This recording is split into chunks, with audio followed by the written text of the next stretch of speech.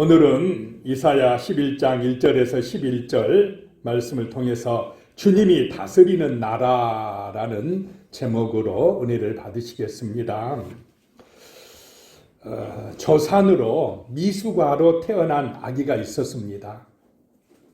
태어나자마자 수술을 2번이나 받으면서 목숨은 건졌지만은 시력을 잃어버리고 말았습니다. 눈이 보이지 않는 대신 소리에 관심을 갖게 되고 노래를 좋아하자 어머니는 아이가 바라는 공부를 위해서 백방으로 뛰어다녔습니다. 어머니의 노력 덕분에 아이는 소리를 배우는 국악 교육을 어려서부터 받을 수가 있었습니다. 이 아이의 재능은 어머니의 헌신을 통해서 날로 발전을 했습니다. 그 결과 국악경연대회에서 대통령상을 수상하며 한국 최고의 국악인 중 한 명으로 인정을 받았습니다. 그녀는 시각장애 소리꾼 이현아 씨입니다. 한 신문에 보니까 그녀의 삶을 이렇게 표현을 했습니다. 벽을 넘으면 또 벽이 있었다라고 했습니다. 얼마나 어려웠겠습니까? 앞을 보지 못하고 태어나서 이 세상을 살아가려고 하니 정말 힘들었을 것입니다. 그런데 포기하지 아니하고 새싹처럼 돋아났고 또 열매를 맺게 되었다라고 하는 것입니다. 오늘 말씀에서 우리는 우리의 구세주가 되시는 예수님의 삶도 그런 모습이셨다라고 하는 것을 보게 됩니다. 첫 번째 생각할 것은요, 예수님은 연약한 가운데 오셨다라고 하는 것입니다. 연한 순으로 나셨다라고 하는 것입니다. 1절에 보면 이새의 줄기에서 한 싹이 나며 그 뿌리에서 한 가지가 나서 결실할 것이요 라고 말씀을 하고 있습니다. 여기서 줄기는 밑둥이 잘려서 죽어가는 나무에서 나온 가지입니다. 구루터기에 연결되어 그 생명을 겨우 유지하고 있는 초라한 가지에서 한 싹이 나오고 있다라고 하는 것입니다. 그러니 그 싹이 얼마나 갸달픈 싹이겠습니까? 초라하겠습니까? 죽지 않으려고 그 죽어가는 나무 밑둥에서 몸부림치면서 살아나려고 겨우 솟아나는, 돋아나는 그 한 싹처럼 예수가 이 땅에 오셨다라고 하는 것입니다. 다윗의 가문은 이미 망가질 대로 망가졌습니다. 우상 숭배와 불순종으로 타락한 다윗 왕조는 결국 무너지고 그 구루터기에서 연약한 새싹이 돋아날 것을 말씀하고 있습니다.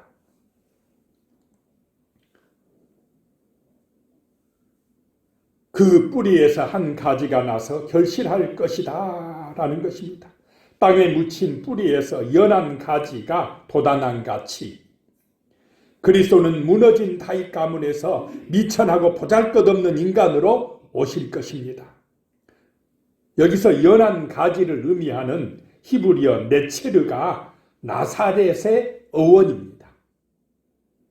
나사렛에서 나실 것이다. 나사렛 출신일 것이다 라고 하는 구약의 예언이 성취되었다고 마태는 말하는데 그 나사렛이란 말이 구약에 나오지 않는데 여기 연한 가지 네체르가 나사렛의 어원이라는 것입니다. 그래서 예수는 이 땅에 오실 때 무엇같이 오시느냐? 연한 가지같이 힘들게 솟아나는 그 새순같이 오실 것이다 라고 하는 것입니다. 이런 까닭에 예수님은 비천하고 멸시받는 나사렛 사람이라고 불려야 했습니다.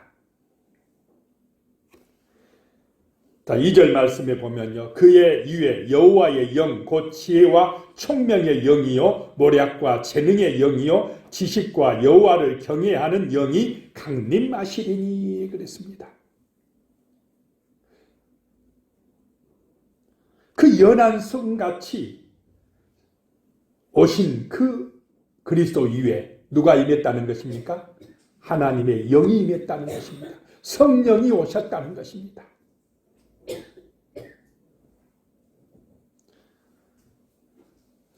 갈려진 구루터기, 얼마나 참 그 모습이 어려운 모습입니까? 필요 없다고 잘라버린 그 나무 밑둥, 거기서 살아보겠다고 한 줄기 새싹이 돋아나고 있다라고 하는 것입니다. 그것이 바로 우리 신앙인들의 모습입니다. 험난한 이 세상에서 신앙을 지켜보겠다고, 예수를 한번 믿어보겠다고 얼마나 힘들게 어렵게 우리가 지금 하나님 앞에 나오고 있습니까? 신앙을 지키기가 얼마나 어려운 세상입니까? 이 믿음 지키려고 정말로 주 하나님 의지하면서 살아보겠다고 몸부림치면서 나오는 새싹과 같은 연한 가지 같은 우리 성도님들에게 주의 성령의 은혜가 임하시기를 축복합니다. 하나님의 영이 우리를 도우시고 우리를 지키시고 힘을 주시고 은혜를 주시어서 이 고달픈 인생살이 험난한 세상 속에서 그래도 살아야 되겠다고, 그래도 우리가 새싹으로 돋아나서 자라나서 열매가 맺어지고 정말 하나님께 영광을 돌리는 그런 믿음의 승리자가 되시기를 예수님의 이름으로 축복합니다. 아멘. 이런 성령이, 하나님의 영이 임할 때에 그 성령은 지혜와 총명의 영이다 라고 말씀합니다. 하나님의 영이 임할 때 지혜로워지고 총명해지고 우리의 마음에 주의 은혜가 충만해진다라고 하는 것입니다. 또 이 하나님의 성령은 모략과 재능의 영이다 라고 말씀합니다. 모략은 어떤 일의 계획과 정책을 잘 세우는 것입니다. 하나님이 주시는 모략으로, 지혜로 세상을 정말 온전하게 만들어간다는 것입니다. 재능은 그 일을 잘 추진하는 능력입니다. 무슨 일을 맡겨도 어떤 일을 해도 하나님이 주시는 능력으로 잘 감당하고 열매 맺게 되는 은혜가 임하시기를 소망합니다. 성령이 그렇게 만들어 주실 것입니다. 은혜 주실 것입니다. 또 이 성령은 지식과 여호와를 경외하는 영이다 라고 말씀합니다. 여호와를 아는 지식으로 충만하고 그 성령이 임할 때에 우리가 하나님의 뜻을 알고 하나님의 마음을 안다라고 하는 것입니다.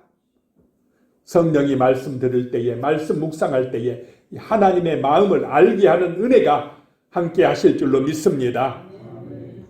그래서 하나님을 경외하게 하고 하나님을 기쁘시게 하는 그런 거룩한 삶을 살아내도록 주의 성령께서 우리와 함께 하시고 인도해 주신다라고 하는 것입니다.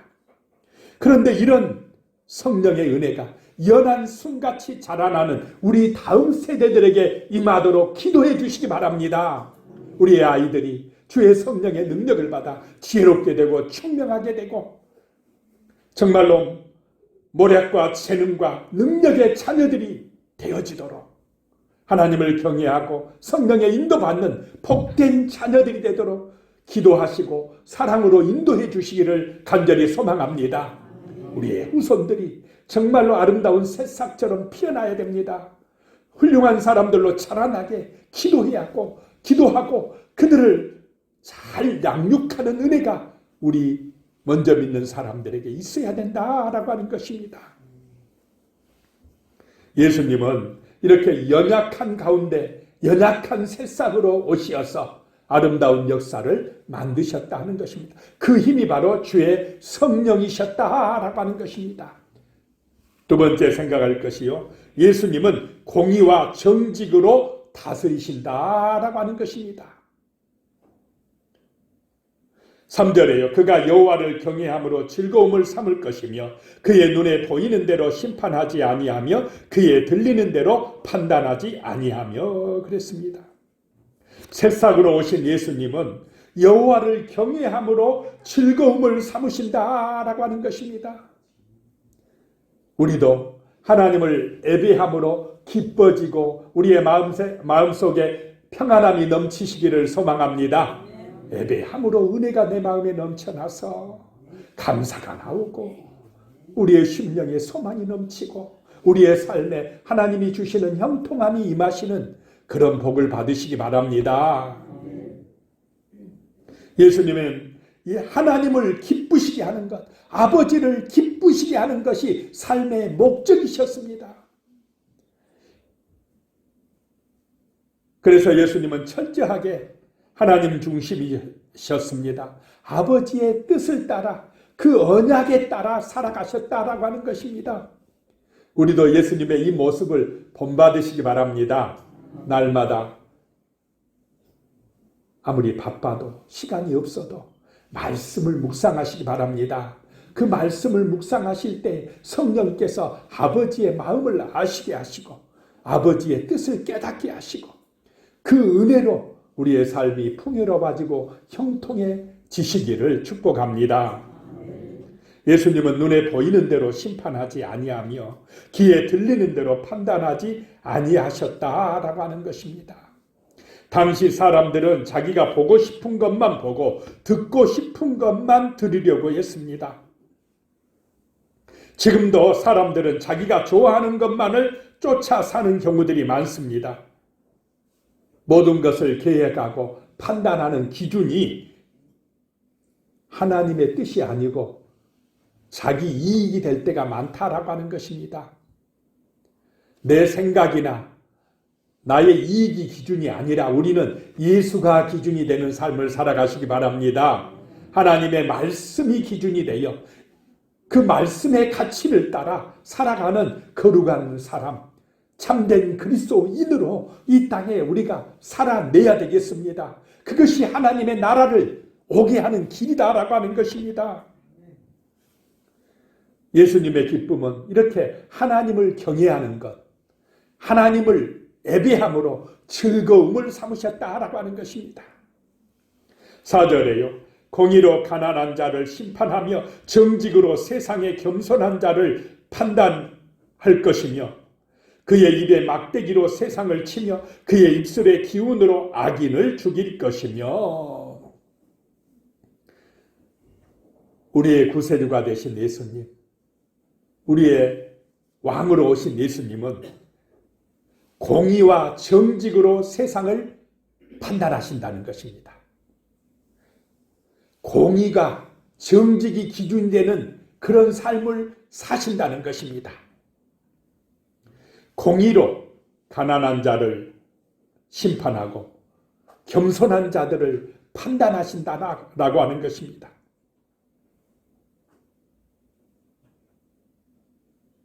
그러나 세상은 공의가 아니라 불의함으로, 정직이 아니라 거짓으로 치우칠 때가 많다라고 하는 것입니다. 정직하게 공의롭게 결정하고 생각하고 재판하면 얼마나 좋겠습니까? 그런 나라는 억울함이 없는 나라가 될 줄로 믿습니다. 평화의 나라, 사랑의 나라, 기쁨의 나라, 아름다운 나라가 되어질 것입니다. 그런데 이사야 시대에 당시 유대 나라는 그렇지 못하고 불의와 거짓이 판을 치는 세상이었다라고 하는 것입니다. 그래서 이 선지자가 지금 애통하는 것입니다. 이사야 1장 21절 23절에 보면 이런 말씀이 있습니다. 신실하던 성일이 어찌하여 창기가 되었는고 정의가 거기에 충만하였고 공의가 그 가운데 거하였더니 이제는 살인자들 뿐이로다. 내 고관들은 패역하여 도둑과 짝하며 다 뇌물을 사랑하며 예물을 구하며 고아를 위하여 신원하지 아니하며 과부의 송사를 수리하지 아니하는도다. 이사야 선지자가 어찌하여 예루살렘이 그 거룩한 하나님의 백성들이 이렇게 타락되었느냐라고 한탄하고 있는 것입니다. 자, 유대 나라 예루살렘은 이렇게 타락되어지면 되겠습니까? 안 되겠습니까? 안 되는 거예요. 오늘날 교회가 세상처럼 불의와 거짓이 판을 치는 그런 곳으로 되면 되겠습니까? 안 되겠습니까? 안 되는데 예루살렘이 이 이스라엘이 그렇게 되어져 버렸다라고 하는 것입니다. 예수님의 나라는 정직과 공의가 기준이 되는 나라인데 당시 예루살렘은 당시 그 다윗의 나라는 불의와 거짓이 판을 치는 나라가 되어버렸다. 어찌하여 하나님의 백성들이 이렇게 타락될 수가 있느냐라고 한탄하고 있다라고 하는 것입니다. 그래서 주님이 오시면, 그 하나님의 아들 예수가 오시면 그 입의 막대기로 악한 세상을 치며 그 입술의 기운으로 악인들을 죽일 것이다 라고 말씀합니다. 여기서 입의 막대기, 입술의 기운은 말씀으로 심판하신다는 것입니다. 하나님의 말씀이 기준이고 진리인 줄로 믿으시기 바랍니다. 우리는 이 말씀의 가치를 따라 살아가야 됩니다. 세상의 가치가 아니라, 사람들이 말하는 그 가치가 아니라 하나님의 말씀, 진리가 우리의 삶의 기준이 되고 우리의 삶의 가치가 되는 참된 삶, 성도의 삶이 되시기를 간절히 소망합니다. 그래서 날마다 말씀을 묵상하며 성령이 그 하나님의 뜻을 깨닫게 하시는 대로, 인도하시는 대로 살아가려고 몸부림치는 사람들이 우리 그리스도인들이라는 것입니다. 그 잘라진 구루토기에서 살아보겠다고 몸부림치며 나오는 연한 숨과 같이 우리가 살아가야 된다는 것입니다.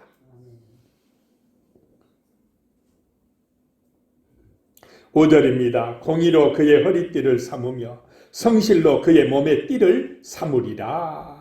예수님은 공의와 성실로 그의 몸의 띠를 삼으셨다는 것입니다. 이 허리띠는 힘을 상징합니다. 허리띠를 졸라매야 힘을 쓰지 않습니까? 마찬가지로 성도는 공의와 성실로 허리띠를 삼아야 됩니다. 이것이 삶의 능력이 되어야 합니다. 예수님이 원하는 성도의 삶은 정직과 성실의 삶입니다.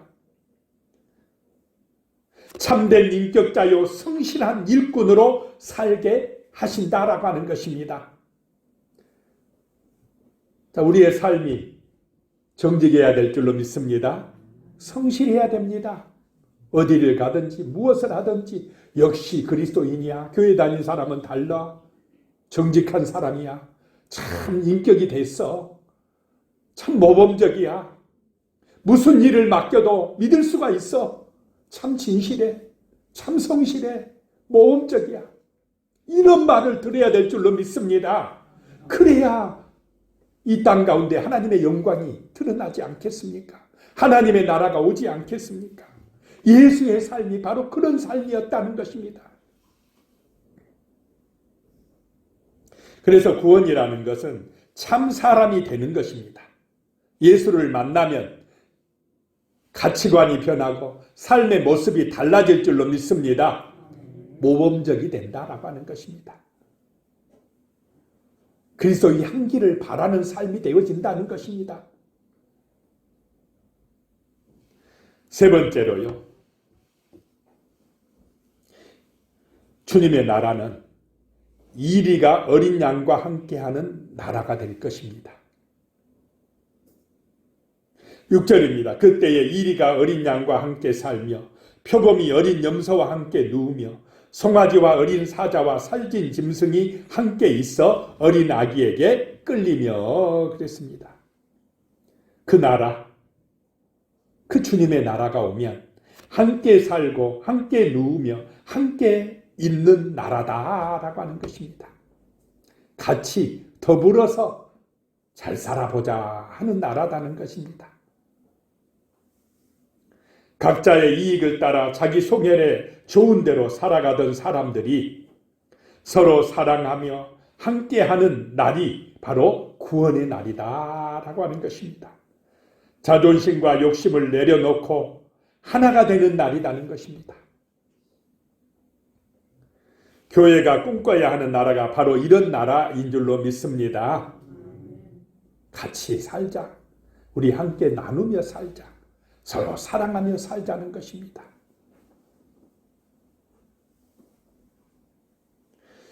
그리스도의 통치가 실현될 그날에 분리됨을 큰 특징으로 하는 죄악 세상은 끝나게 된다는 것입니다. 적대하던 모든 세력들이 더불어 함께 사는 새 세상이 열리게 된다라고 하는 것입니다. 이리와 어린 양이 함께 살며 표범이 어린 염소와 함께 누우며 송아지와 어린 사자가 어린 아기에게 이끌림을 받는 그런 나라가 되어진다라고 하는 것입니다. 얼마 전에 그 TV에서 잠깐 보니까요.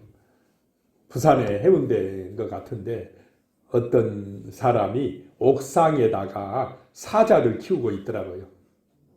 사자가 이 새끼 때부터 키웠는데 이제 어미가 됐어요. 아주 덩치가 산만해졌습니다. 주인보다 훨씬 커졌어요. 그래가지고 막 주인을 따르고 반갑다 하고 같이 그냥 지내요. 거기에 이제 이 큰 개도 갖다 놨는데 개가 사자에 비하니까 어떻습니까? 그것도 사냥개인데 그냥 너무 애기 같아요, 개가. 그런데도 개하고 사자하고 같이 놀아요, 막. 야, 하나님의 나라가 바로 저런 나라겠구나. 이런 생각을 해봤습니다. 같이 놀아도 전혀 뭐 상함과 해함이 없는 그런 나라. 그런 나라가 바로 앞으로 주님이 오실 그 나라인 줄로 믿습니다. 7절에 보면요. 암소와 곰이 함께 먹으며 그것들의 새끼가 함께 엎드리며 사자가 소처럼 풀을 먹을 것이며 그랬습니다. 암소와 곰이 같이 있어도 평화롭고 또 암소와 곰의 새끼가 함께 엎드리고 논일고 한다는 것입니다. 서로 이질감이 없고 하나가 되는 것입니다. 이 짐승들은 사람을 상징합니다. 사람들이 함께 먹고 마시고 엎드리는 날, 구원의 날이라는 것입니다. 서로 사랑하며 더불어 사는 것이 우리의 삶의 목적이 되시기를 축복합니다. 이것이 바로 예수가 가르쳐준 사랑의 가치입니다. 함께 하고 나눠주고 용서해주고 이해해주고 같이 더불어 살아가는 세상, 사랑이 넘치는 세상, 평화의 나라, 이런 나라를 꿈꾸시기를 소망합니다. 오늘 우리 그 새벽기도에도 나오는 말씀인데요. 쌍둥이 형제 에서와 야곱이 사이가 좋았습니까? 안 좋았습니까? 형제지간에 그것도 쌍둥이 형제가 왜 사이가 안 좋습니까? 욕심 때문에. 이 야곱이 조금 늦게 나왔다고 자기가 장자권을 뺏겼다고 형을 이겨먹으려고 형을 속여서라도 장자권을 빼앗으려고 그렇게 했기 때문에 그냥 형과 사이가 나빠지고 결국 도망자 신세가 되어 20년 동안 떨어져 살아야 됐습니다. 그런데 어느 날 돌아오는 길에 형을 만나러 오는 길에 야복강가에서 기도하다가 하나님의 은혜를 받고 야곱이란 이름이 뭘로 바뀌어집니까? 이스라엘로 바뀌어졌다 그랬습니다. 철저하게 속이고 자기 이득만을 추구하던 야곱이 이제 형을 사랑하며 형을 이해하는 사람으로 바뀌어졌습니다. 하나님의 은혜를 받은 사람이 되었다라고 하는 것입니다. 그랬더니 형의 모습이 누구의 얼굴과 같이 보였다 그랬습니까?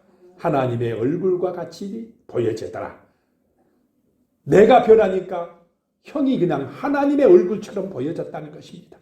내가 내 자신을 부인하고 욕심을 내려놓으니까 원수 같던 형이 누구같이 보였다고요? 하나님같이 보여졌다. 화해의 역사가 나타났다. 바로 이런 나라가 하나님의 나라요. 주님이 기뻐하시는 나라인 줄로 믿으시기 바랍니다. 누가 먼저 변해야 됩니까? 내가 변해야 된다 이 말입니다. 내가 내 자신을 부인하고 조금 낮추고 내가 섬겨주고 내가 베풀어주고 내가 축복해주고 내가 먼저 기도해주고 손 내밀어주고 그렇게 될 때에 평화의 나라가 이루어지는 줄로 믿으시기 바랍니다. 우리 나이로 95세인 워런 버핏이라는 사람이 있습니다. 매년 매출액 400억 달러에 달하는 투자회사의 회장입니다. 이 사람은 이런 거부가 되기까지 햄버거 하나로 정심을 때웠다고 합니다. 그는 1929년에 태어난 사람으로 당시 미국은 경제공황 때문에 저출산 2%대일 때였다고 합니다. 힘들어서 아이를 낳지 못한다고 하던 시절이었습니다. 오늘 우리나라와 비슷하지 않습니까?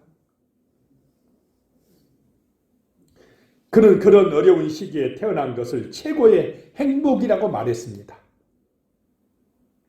힘들어서 못 살겠다고 한 것이 아니라 오히려 그 고난이 축복이라고 했습니다. 이런 자세를 가지고 살아갈 때에 형통할 줄로 믿습니다. 이 워런 버핏은 2006년에 310억 달러를 기부했습니다. 당시 자기 재산의 85%에 달하는 돈이었습니다. 놀라지도 않습니다. 310억이 얼마나 많은 돈인지도 모르니까, 몰라서 수십조 될 겁니다. 아마 계산은 안 해봤지만 1억 있는 사람이 8,500만 원 내놓기 쉽습니까? 조금 쉬워 그래도. 근데 100억 있는 사람이 85억 내놓기가 조금 더 어려워요. 1,000억 있는 사람은 850억 내놓기가 조금 더 어려워요. 그보다 훨씬 큰 돈을 그냥 85%를 사회에 내놨습니다. 빌 게이츠가 만든 재단에 기부했습니다. 왜 그랬느냐? 함께 잘 사는 세상을 만들자는 것입니다. 어차피 죽을 때 가져가겠습니까? 못 가져가니까. 클린턴 마리스는 돈은 거름과 같다. 여기저기 뿌려놓으면 좋은 결과를 가져오지만 한 곳에 쌓아두면 썩은 악취가 난다라고 했습니다. 거름이 그렇습니까? 안 그렇습니까? 골고루 밭에 뿌려놓으면 식물들이 자라서 열매가 되지만 그 한 곳에 그냥 쌓아놓으면 어떻습니까? 냄새만 풍긴다. 썩어진다. 이게 돈이다 이 말입니다. 돈은 필요한 곳에 적절히 뿌릴 때에 좋은 열매가 맺어집니다. 그것이 복이 되어 자신에게 돌아온다라고 하는 것입니다. 참된 구원은 이렇게 사랑하며 나누는 삶입니다. 그 사람이 구원받은 사람입니다. 8절에 젖먹는 아이가 독사의 구멍에서 장난하며 젖된 아이가 독사의 굴에서 손을 넣을 것이라. 자, 이런 평화의 나라가 되려면 약한 자가 양보해야 됩니까? 강한 자가 양보해야 됩니까? 누가 내놔야 됩니까? 강한 자가 내놔야 돼요. 독사가 도끼를 빼야 됩니다. 그리고 어린아이하고 놀아줘야 돼요. 그런 나라가 돼야 된다 이 말입니다. 내 욕심을 내려놓고 사랑하고 섬기어. 누구를 섬기느냐? 어린아이를 섬겨줘야 돼. 약한 자를 섬겨줘야 돼.